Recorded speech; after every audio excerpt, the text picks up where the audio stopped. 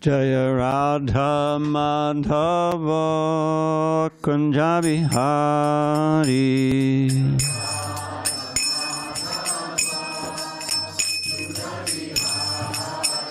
Jaya Radha Madhava Kunja Bihari.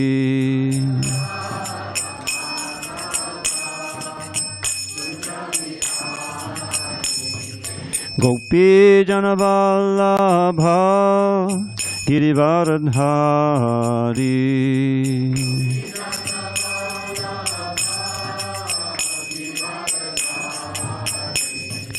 Gopi Janavallabha Girivaradhari.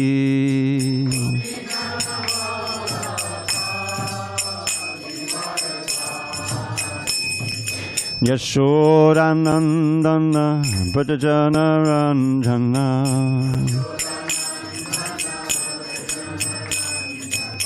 Yashodanandana Bhajana Ranjana.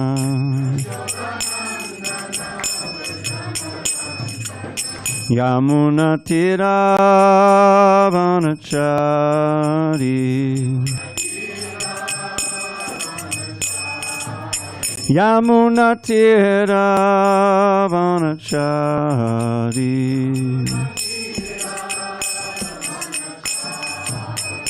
Jaya Radha Madhava Kunja Bihari.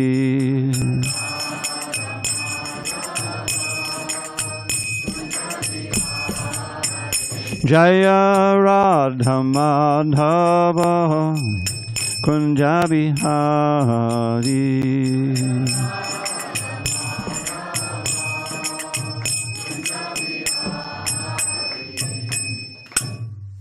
Hare Krishna.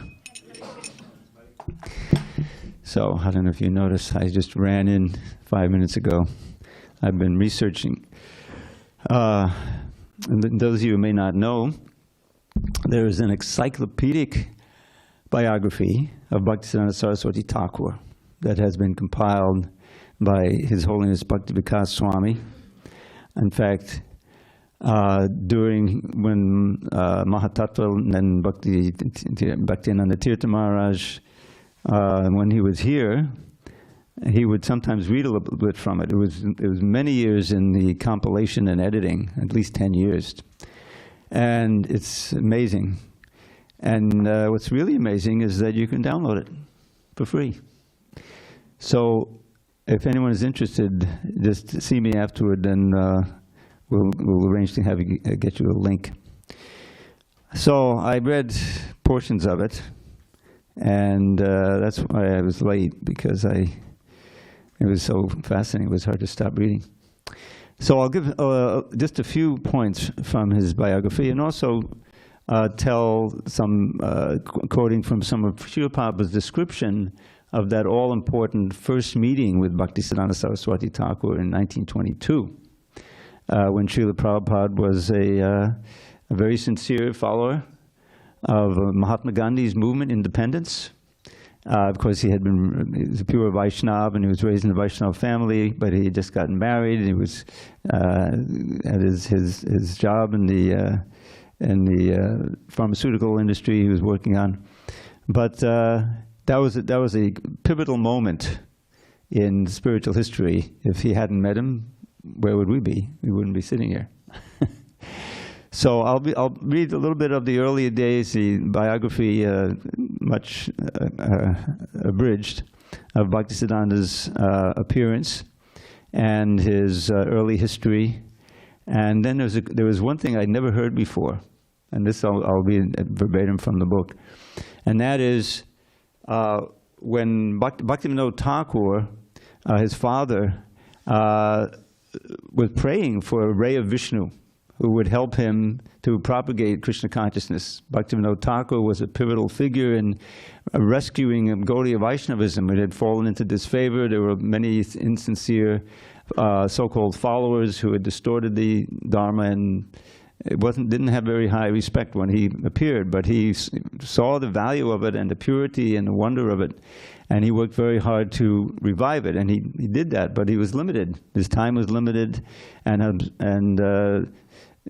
he was a magistrate in the court, and he didn't have time to really build a society. So he needed to have help, and he prayed to Krishna for help.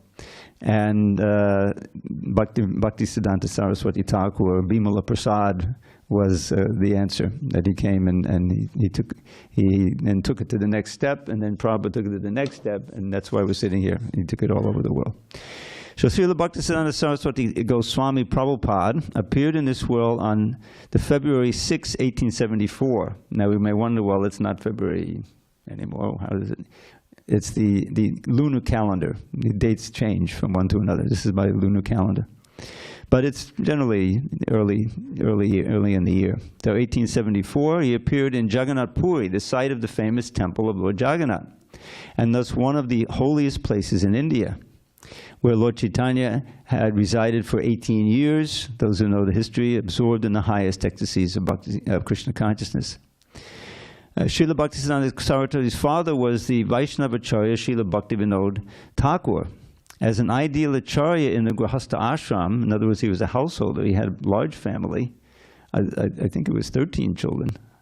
And Bhaktisiddhanta, who was named Bimala Prasad when he was born, he was like the 8th son.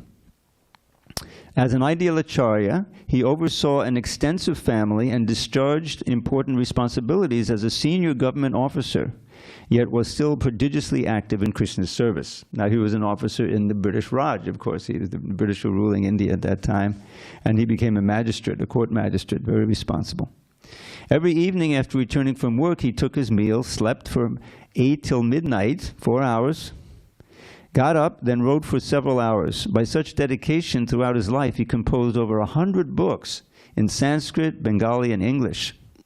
He also preached widely among both the lettered and common folk, and was instrumental in relocating and restoring the birthplace of Lord Chaitanya in Mayapur. This is a famous story. Prabhupada told us that where Lord Chaitanya actually appeared, it's very important to know that, because it's a very worshipable spot.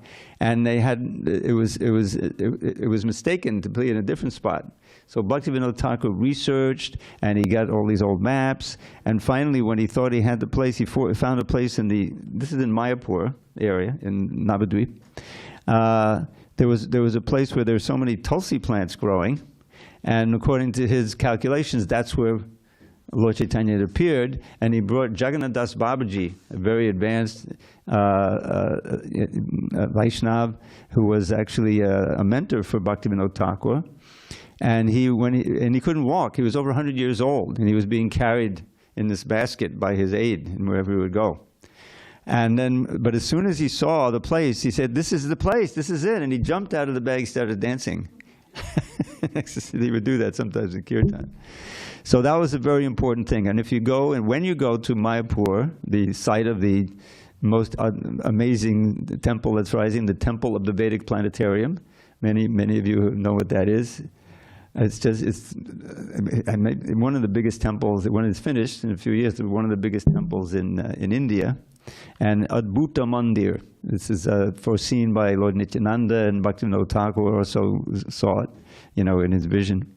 So that's there, and it's just, a short walk. You'll find the Yoga Peeth, which is where Lord Chaitanya appeared. That was discovered by Bhaktivinoda Thakur.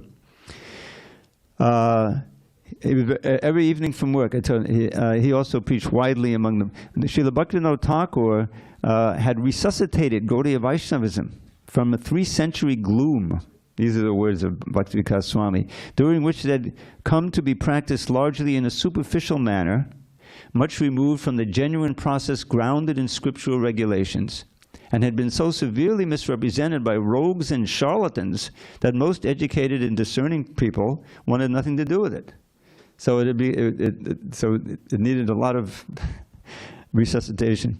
Nearly all who deemed themselves Vaishnavas were followers of diverse upper sampradayas. And I just want to explain that word. Sampradaya is a community of devotees, of Vaishnavas, who descend from an authorized disciplic succession. We as members of the Krishna conscious movement, Gaudiya Vaishnavas, we're descending coming down from Lord Brahma, usually from Krishna, and Brahma, Narada Muni, Vyasadeva, and Madhvacharya, and all the way down until we get to Bhaktivinoda Thakur, and then we get to Bhaktisiddhanta Sarasvati, Srila Prabhupada, and then his followers are also initiating. So that's a genuine sampradaya. But there can also be deviant sampradayas that are not really following, but are distorting the message. And that's what happened with the genuine teachings of Lord Chaitanya. They become eclipsed during the 18th, 19th century until Bhaktivinoda Thakur came on the scene and began and resuscitated. The severely corrupted forms of Vaishnava Dharma gave a cloak of religious piety to various forms of sexual perversity that otherwise could not have prospered in the social climb of that era. Thus, in popular parlance, the designation Vaishnava had come to denote ignorance and dissoluteness. Hard to believe it this time.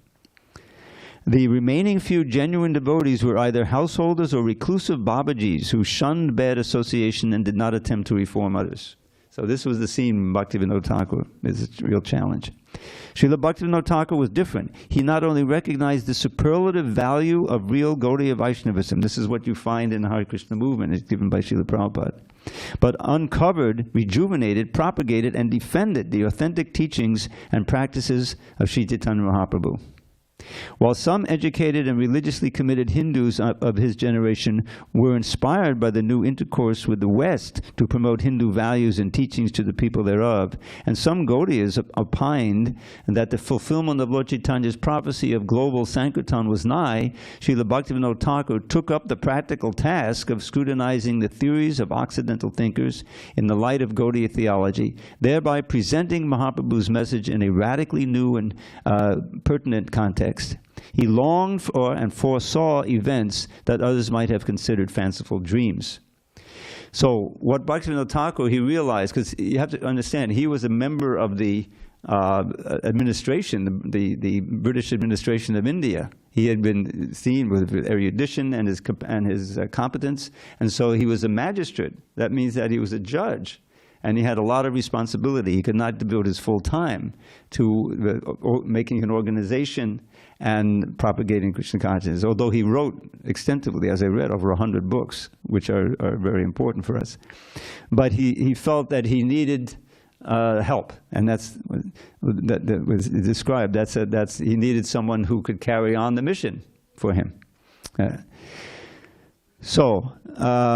Let's see. He longed for and foresaw events that others might have considered fanciful dreams.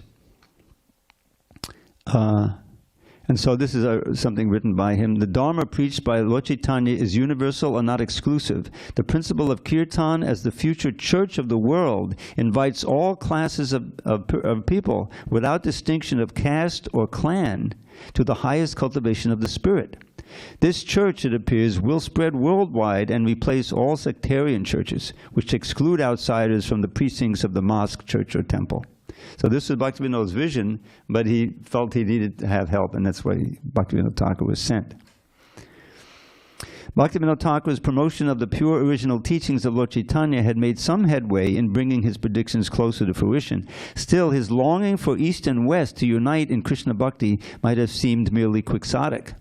Then one night in a dream, Lord Jagannath told Srila Bhaktivinoda Thakur, "I didn't bring you to Puri to execute legal matters, but to establish Vaishnava Siddhanta." Siddhanta means the ultimate truth, the ultimate perfection of in this case, Vaishnavism.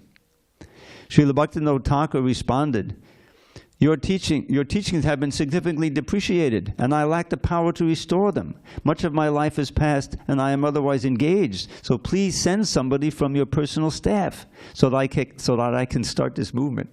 Your personal staff.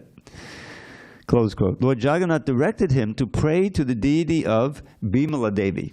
I think Bimala is Durga? Yeah.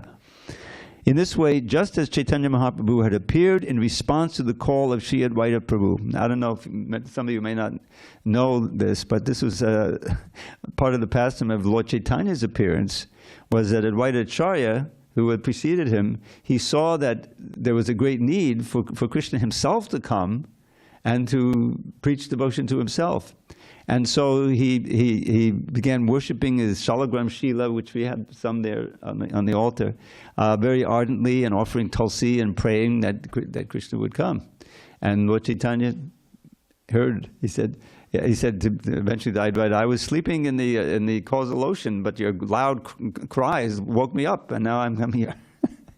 One of Advaita's nicknames is Hankar, which Hankar means loud shouting, like piercing the coverings of the universe, that loud, you know.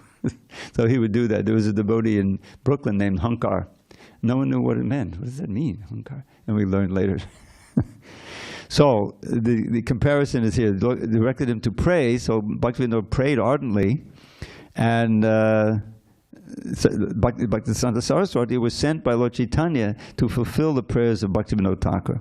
Even before Srila Bhaktisiddhanta Sarasvati's advent, his great-grandfather, this is the father of Bhaktivinoda, the father of Bhaktivinoda's father, had predicted from his deathbed that an extraordinary sadhu would take birth in Srila Bhaktivinoda Thakur's house. An astrologer commissioned to calculate the natal chart declared that the newborn's body possessed all 32 symptoms of an exalted personage as delineated in scripture. Now these are also there. If you read when you read the Nectar of Devotion, you'll see that Lord Krishna has these. You know, he has the wide eyes and the certain form of the hands reach down to the knees. That's very rare. If you stand up and you see your hands don't reach down to your knees. But in greater the Nityanandas and Lord Chaitanya's is even the verse Ajanalam with the Bhajo, right? That's what that means. So that's one of them. So Bhaktisiddhanta had all these symptoms when he was born. And then the astrologer, when he did the chart, I have done many horoscopes in my life, but I have never before seen one replete with all the signs of an eminent personality. This child will become world famous as a teacher of the ultimate goal of life, astrology. So, the boy was the 6th child in a family of 13, the 4th of 8 sons, and the 3rd by Srila Bhaktivinoda Thakur's second wife, Srimati Bhagavati Devi. Given the name Bimala Prasad, because they prayed to Bimala, and so now the child was born Bimala Prasad. He was often called simply Bimala. So now, a few little pastime Prabhupada would recount also. Bimala Prasad was 5 months old. Remember, he's in Jagannath Puri, so the Rath Yatra takes place.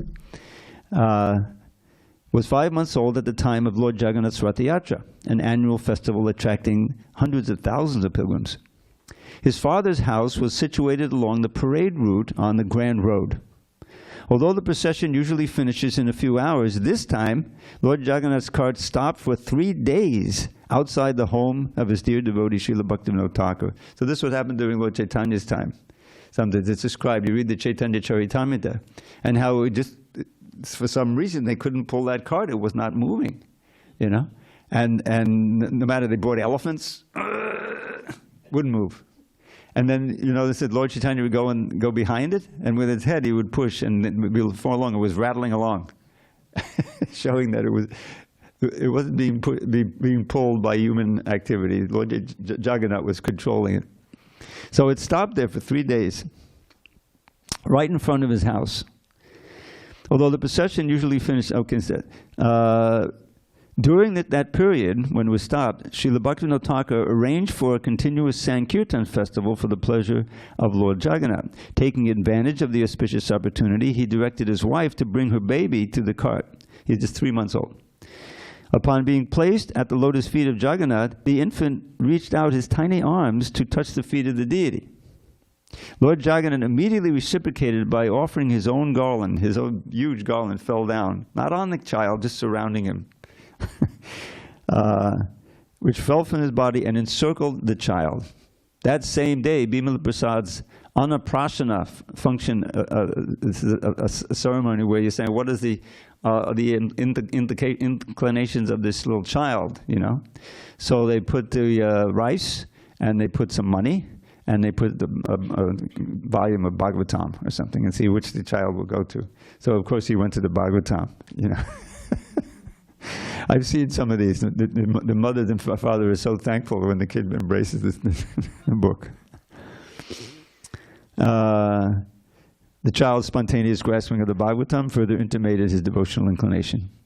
From the wonderful happening on Jagannath's cart, Bhaktivinoda Thakur realized that this child was Lord Chaitanya's answer to his prayer for an empowered soul to help in this mission. He thus resolved to specially care for this son, and from the beginning trained him in pure devotional service. When Bhimala Prasad was 10 months old, his mother brought him by palanquin to Ranagat in Nadia district, Bengal, where he spent his early years. Bhimala was not more than 4 years old when an incident occurred that foretold the character of this future Acharya. Now, this is one that Prabhupada would love to tell. That, you know, Bhaktivinoda was training him that everything, foodstuffs that we're going to eat has to be offered to the deity first. So he brought in some nice fresh mangoes, you know, ripe mangoes, you know. And the little child went and took one and started eating it. And Bhaktivinoda chastised him. All food is to be enjoyed by the Lord. Nothing should be taken unless first offered to Krishna. You have committed a serious offense. The little baby, how old is he? 4 years. 4 years old. The child became greatly contrite and immediately vowed to never again eat mangoes. In later years, after he had become an acknowledged spiritual leader, he was often offered mangoes, but he always refused, saying, I am an offender. So the little child took it, and Prabhupada explains, when he tells the story, there was no real offense, but he was so serious about his spiritual life that he took that offense and he kept the vow for the rest of his life. Even in Bhimala's childhood, Srila Bhaktivinoda made chanting compulsory for him. So he's training him up to chant japa at age 2 or 3 or 4. In 1881, that's age 7, Srila Bhaktivinoda Thakur had tulsi beads brought from Puri for Bhimala and instructed him in chanting Hare Krishna mantra. Bhimala Prasad was clearly not an ordinary boy. He had exceptional ability to remember and comprehend all kinds of topics. His voracious reading and his ability to exactly recall a passage he had read only once were to earn him the epithet of living encyclopedia. So this is called an eidetic memory.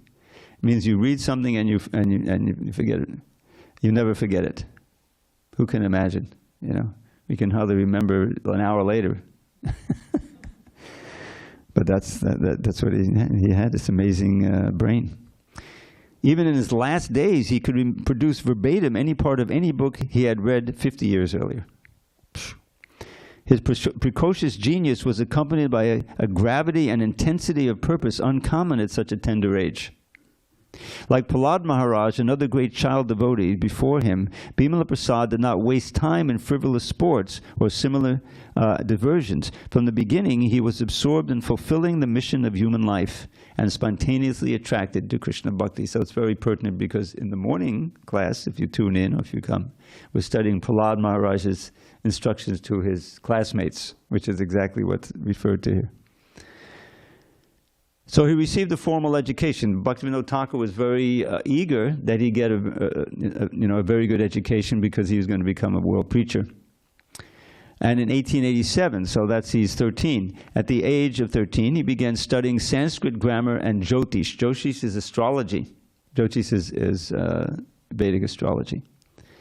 His focus was on the spiritual, and he joined in Bhaktivinoda Thakur's weekly meetings of the Vishva Vaishnava Sabha. I thought this was a misprint, but then I learned that later on, Bhaktisiddhanta continued it. He called the Vishva Vaishnava Raj Sabha, which is the king of gatherings for universal Vaishnavism.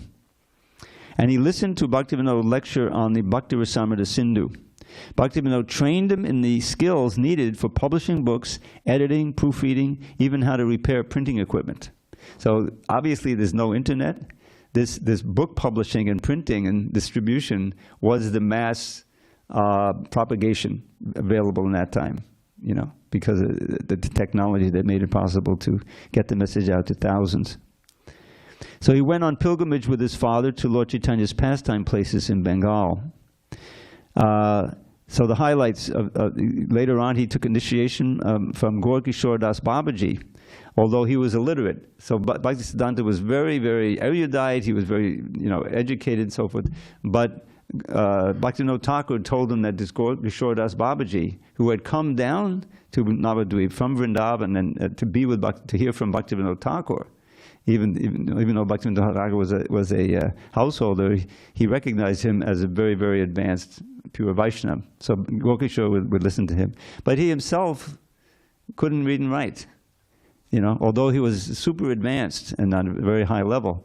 And Bhaktisiddhanta Saraswati by that time was also very, very educated and literate. But Bhaktivinoda instructed him to approach him for initiation. So when Srila Prabhupada tells the story and how at first Gokishore did not want to initiate Bhaktisiddhanta. He didn't have any other disciples and he didn't want to get entangled. But finally he did when Bhaktisiddhanta expressed, so this is his pastime. So Gokishore, he saw that Bhaktisiddhanta was really serious, says, all right, I'll ask Mahaprabhu what he thinks. Lord Chaitanya, like he could commune directly, there's no question. So Bhaktisiddhanta accepted that.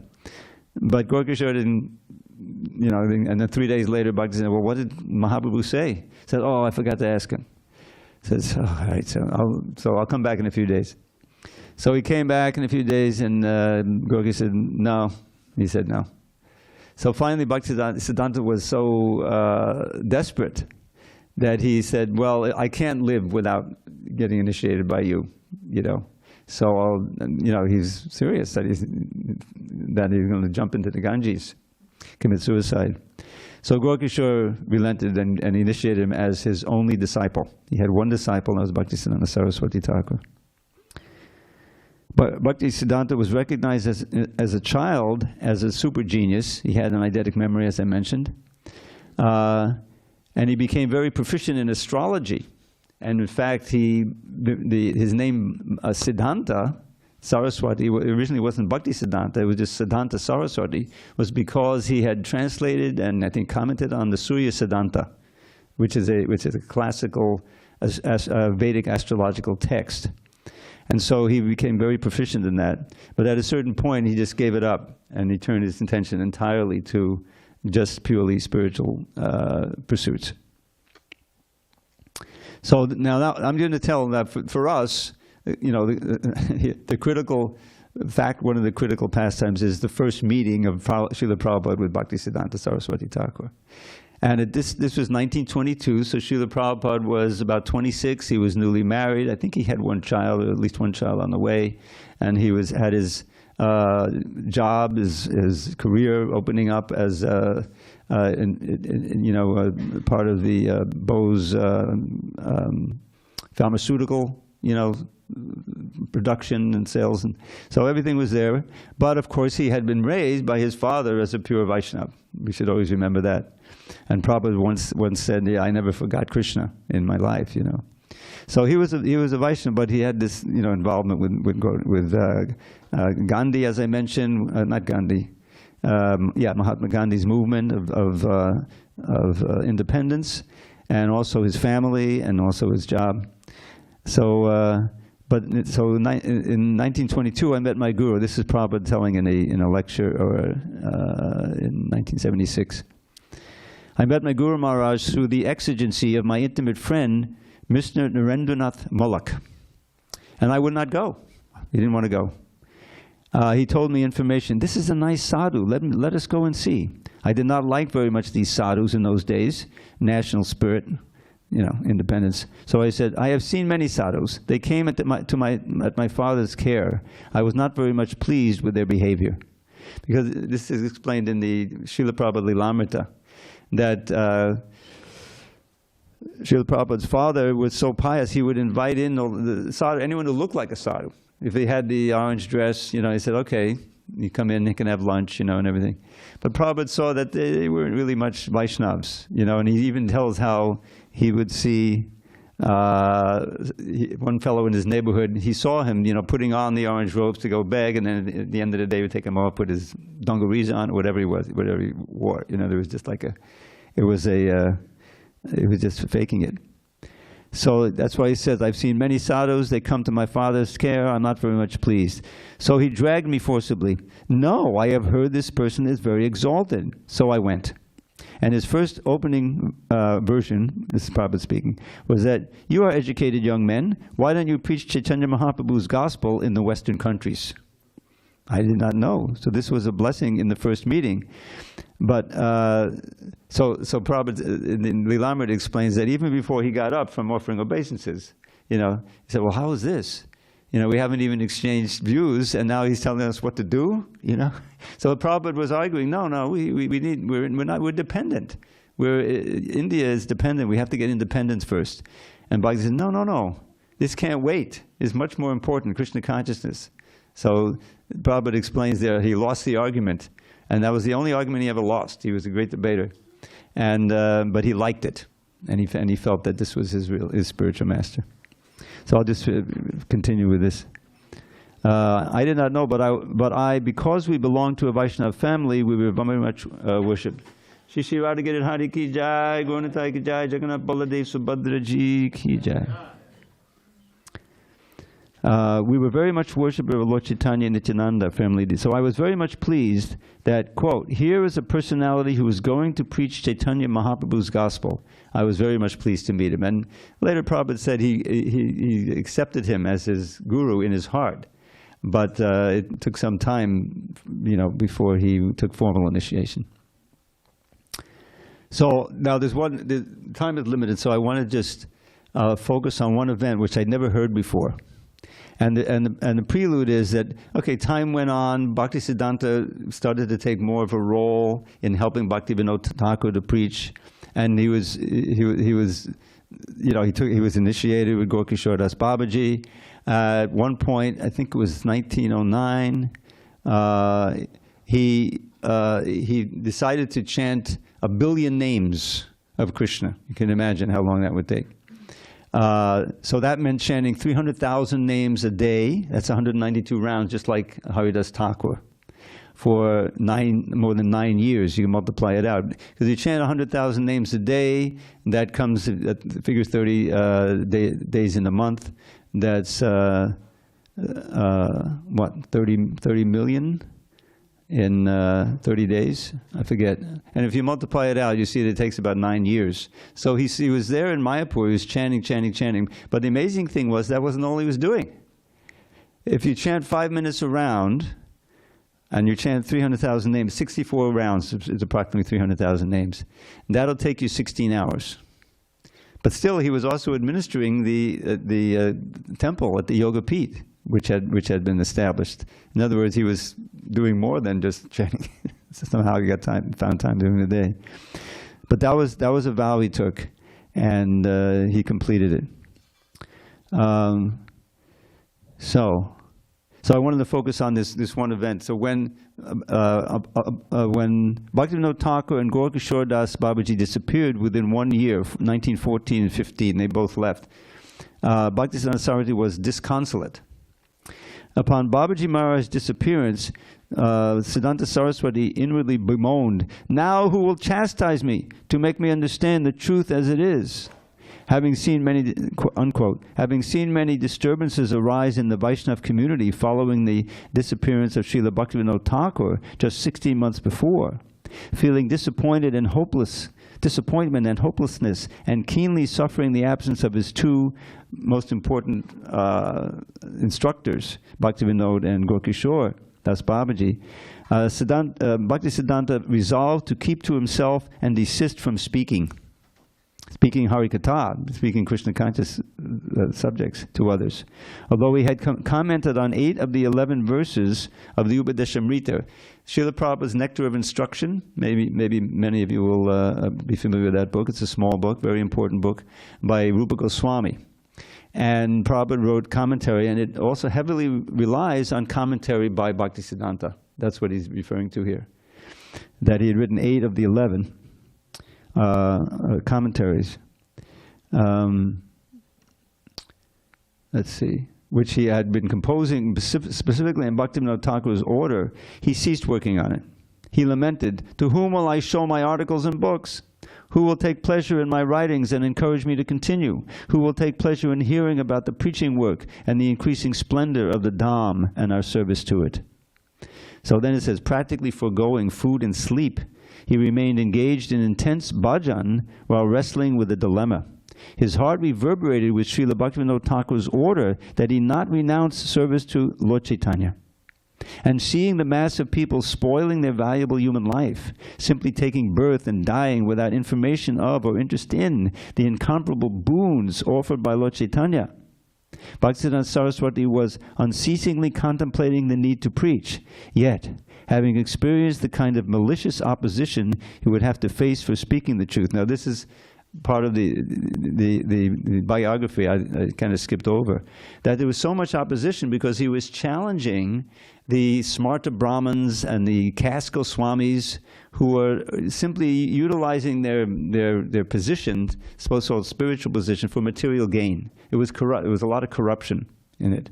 And so he'd already had a lot of opposition because he was challenging that. You know, and there was even an attempt to assassinate him, which was, avoided, obviously. But there was a lot of opposition to trying to resuscitate this pure Vaishnavism because it challenged a lot of this false and malicious corruption that had developed. So he would have to face. So having experienced this kind of malicious opposition, he would have to face for speaking the truth. He was reluctant to return to public life. Now, where would what would have happened to us if he had actually retired? And you see how critical this is, that he get back into the field and preach like lion guru that he is. Okay, then one day, a gust of wind blew before him. Now he's sitting in Mayapur. You know, he was at the Yoga Pit, so it's a rural area. Then one day, a gust of wind blew before him an extract from Sri Chaitanya Charitamrita, wherein Lord Chaitanya instructed Sanatana Goswami to compose transcendental literature, renovate forgotten holy places in Vrindavan, institute service to Lord Krishna, and propagate Krishna consciousness. Taking this as a divine indication, but feeling depressed and incapable, Bhaktisiddhanta pondered, I have no public support, nor do I have any wealth, learning, or the intelligence required to awaken interest in the populace. How can I convey to the inhospitable world the pure teachings of Lord Chaitanya and establish the desire of my gurus, fulfill the desire of my gurus, Bhakti Vinod and Gaur Kishore? So this was the state of mind. Then, now here's the key. Shortly afterward, one night at the Yoga Pit, the appearance place of Lord Chaitanya, the holiest place on earth, in a dreamlike revelation, he saw approaching him from the east the whole Panchatattva, the 6 Goswamis of Vrindavan, Srila Jagannath Das Babaji Maharaj, Srila Bhaktivinoda Thakur, Srila Gaur Kishore Das Babaji Maharaj, and numerous other great devotees of Lord Chaitanya. Quite a vision. They told him, Saraswati, why are you worrying? Begin the task of establishing Shuddha Bhakti, pure devotion. Distribute the words of Lord Chaitanya universally. Now, this is a phrase I'd never seen before. You may know it. Expand the service to Gaura Nama, Gaura Dhamma, and Gaura Kama. What is that? Kama? So the meaning is Gaura Nama, of course, the holy name of Lord Chaitanya, and it includes Hare Krishna. Gaura Dhamma, that's Mayapur, build up Mayapur, very important. And Gaura Kama means the desire of Lord Chaitanya, that his name spread all over the world. That's why we're sitting here, you see? Very important instruction, getting in a dream. With unbreached enthusiasm, broadcast Bhaktisiddhanta, that's his name, Bhaktisiddhanta, right? That will be his name. The perfection, ultimate perfection of Bhakti, which is Lord Chaitanya's teachings. We are eternally with you, ready to help. The support of unlimited people, immeasurable opulence, and boundless scholarship awaits the blessing to serve your mission. All will manifest when required. Come forward with full strength to distribute the message of Mahaprabhu's Prema Dharma, the religion of pure love for Krishna. To distribute the message of Mahaprabhu's Prema Dharma throughout the globe. No worldly hindrance or menace will be able to obstruct this undertaking of yours. We are forever with you. The next morning, the few young disciples who had gathered around him saw for the first time in many days his face refulgent in happiness. He related to them the vision he had seen. Before long, he resumed working on the Anuvritti, that's the commentary for Nectar of Instruction, and thenceforth his avidity, his enthusiasm for preaching was fully rekindled and unretractable. So I'd never heard of this vision before. Srila Prabhupada had a similar vision of Rupa Goswami when he was at Radha Damodar temple. That Prabhupada, he was getting older, and he had this order from the spiritual master to preach in English abroad, and how is he going to do it? And he was struggling to get that first canto printed in 3 volumes, So Rupa Goswami appeared and encouraged him. Don't worry. You just write these books. Write those books, and we'll take care of everything else. Write the. So he wrote the books, and then once he had those 3 volumes, he felt empowered at age 69 to come to America with $7 in his pocket. What do you think? Would you go to India with $7 in your pocket, not knowing where you're going to land, who's going to be? Amazingly heroic and confident of the, and you read the Lilamrita, you read the Jaladuta diary, you'll see what he went through on that trip. He'd never been on a boat before, and this is how much nausea and 2 heart attacks, But Lord Krishna appeared in a dream and said, "Don't worry, I'll take charge of the boat," right? And then everything quieted down. It was the quietest, most serene crossing of the Atlantic that the captain and his wife had ever experienced. In the middle of a hurricane season, September, I know, because I lived for 6 years in Hawaii. Not Hawaii, in Miami, sorry. So that was a miracle, and these, because it also redounds to us.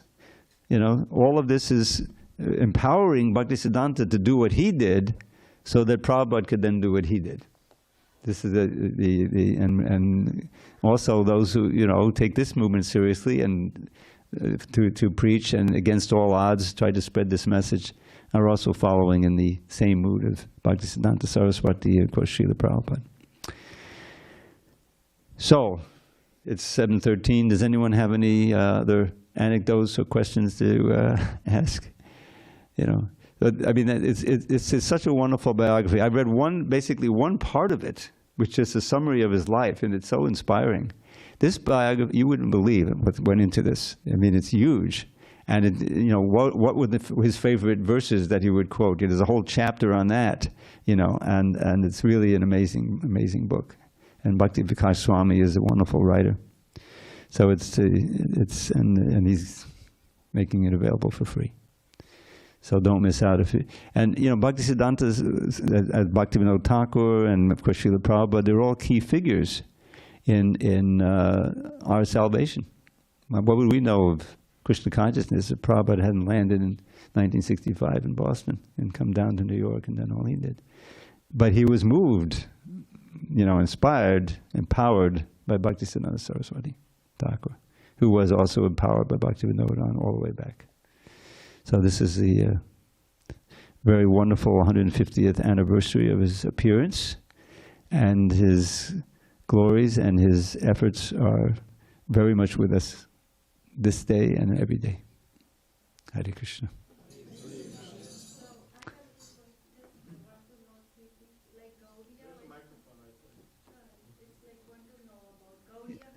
Yeah, but it's good because we have an audience. If you just, I know it's a little troublesome. Hold it. Yeah, sure. Hare Krishna. Thank you so much for this.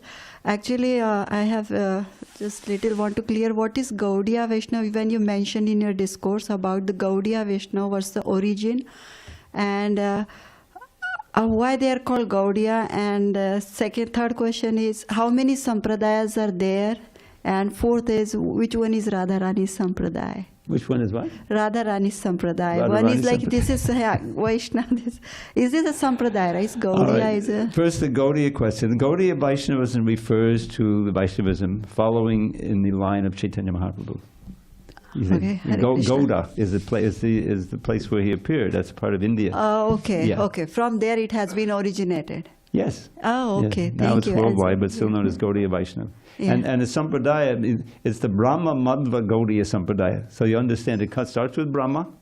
And okay. Yeah, Brahma. Brahma. Yeah, that lineage. And comes down, Narada, Vyasadeva, Madhva, like that, and down. You'll see you see the Bhagavad Gita. Look in the end of the introduction. It gives all of the personalities. Yeah, in Bhagavatam, purport is written, the lineage from Brahmaji when it's coming, disciplic succession. Right, but there's also the Sri Sampradaya, the Kumara Sampradaya, and the, I'm missing one. What is it? Rudra Sampradaya, yes. So there's other Sampradayas coming down, and they're bona fide, but they don't have the same, it's not the same emphasis on the worship of Krishna in Vrindavan. You know, just like you find that the Sri Sampradaya, they're worshipping Lakshmi Narayan. They're emphasizing that, you see? Okay. Yeah, and the others. But the full, what you find in the Bhakti Rasamrita Sindhu, the explanation of these four higher rasas, you know, Dasya ras, Sakya ras, parental ras, and ultimately conjugal ras. And you don't find those emphasized in all the others. Yeah, the complete, most intimate and intense service of loving service of Krishna is there in the Gaudiya Vaishnava Sampradaya. Gaudiya. So then Radharani is the same, Gaudiya Vaishnava. Yes, Radharani is central to Gaudiya Vaishnava. Okay. Yeah. Thank you so much. It was very agitation, confusion. Thank you. Things are clear now. You read Chaitanya Charitamrita. It's all explained there. It's written a great deal. Okay, that's very important. Okay, thank you. Hare Krishna. Anyone else? I can maybe comment. Oh, please. You mentioned about Surya Siddhanta. I think it's an astronomical book, not astrological book. Oh, okay. It tells you how to calculate the position of the planets. Right. Okay. Mercury, Mars, and other. Right. Astrology means the interpretation of those planets. Yes. Thank you for that. All right, I'll leave you with one poem. This is my little practice now on these classes. This is from a book included in the Padyavali. Padyavali is Rupa Goswami's nectar file, his favorite verses. Some of them are by him, vast majority are not. That's where we find the Shikshastika verses scattered throughout. They weren't written as an Ashtaka. Maybe you don't know that. You can always tell because there's no ninth verse. You know, the Palashruti, there's one written by Krishna's Kaviraj. But so this is a verse that just came to mind, and it kind of characterizes the life of our great acharyas. You find how Bhaktisiddhanta is always, Hare Katha, Krishna Katha. He's dedicating his life to that, to speaking. And so much battle he had to, he was tremendous at debate. And he would defeat, so many they're trying to establish the Smarta Brahmins who are dedicated to, their position basically. And there was a meeting, there was a big conclave, and Bhaktivinoda Thakur couldn't go. He was too ill, so Bhaktisiddhanta said, "I'll go." And he said, "No. Brahmins can come from any class. It's not by birth. It depends on guna and karma. It depends on the qualities and the activities." You see, and so there was a lot of opposition, but he won that battle. So here's this verse. It's such a beautiful verse. It came to mind. Aho bir nakale vaduyate sudha sudaram madadam pade pade.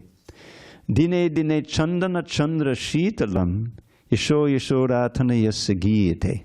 So some of you may not know that chandan is very cooling. That's why there's Chandan Yatra in the middle of summer, right? They put on the deities, and we put Chandan on Prabhupada's forehead in the summertime, Now, if you mix in some ground camphor, this isn't the camphor used against the moths. This is a special camphor that's very cooling. It makes it even more cooling. So it's often added, you see. So that's in this verse. Okay.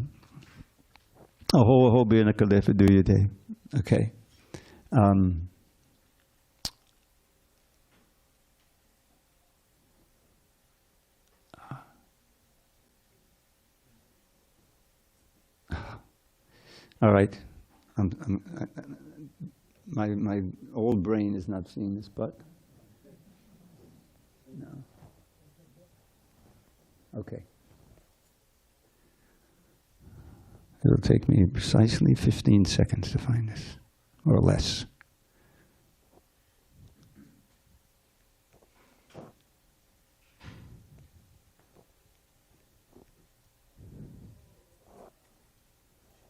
Okay.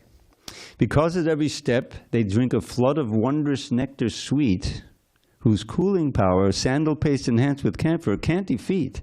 They feel as if the raging blaze of Kali's days had ne'er begun. How blessed are they who fill their days with praise of Sri Yashoda's son. This is what Prabhupada did. This is what Bhaktisiddhanta did. It means everywhere and anywhere to preach Krishna Katha, to always stay focused on glorifying Krishna and trying to help many others to experience the wonderful nectar of the Hare Krishna mantra and so many other vibrations about Krishna. So that's what came to mind.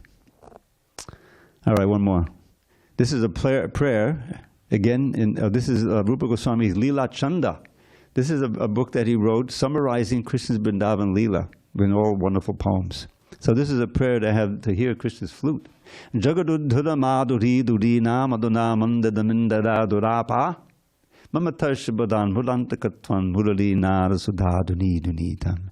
Your flute sends forth a flood of nectar sound, a river where the sweetness lies. Indeed, no better beverage can be found, yet even Shri can't drink it, though she tries. O Krishna, kindly hear this kindly hear this desperate plea from one now deep in misery immersed. Please let my ears drink in that melody, so that my heart may slake its burning thirst. So you can get this Pajapali. It's there in the database. The database is free, but we put up the Pajapali in there. 400 verses, special nectar verses, for free. Chanting Hare Krishna, it's free, but it's the most valuable thing in the universe. Forget the lottery. Hare Krishna, Hare Krishna. All right, we'll adjourn here. All glories to Srila Prabhupada. Hare Hare.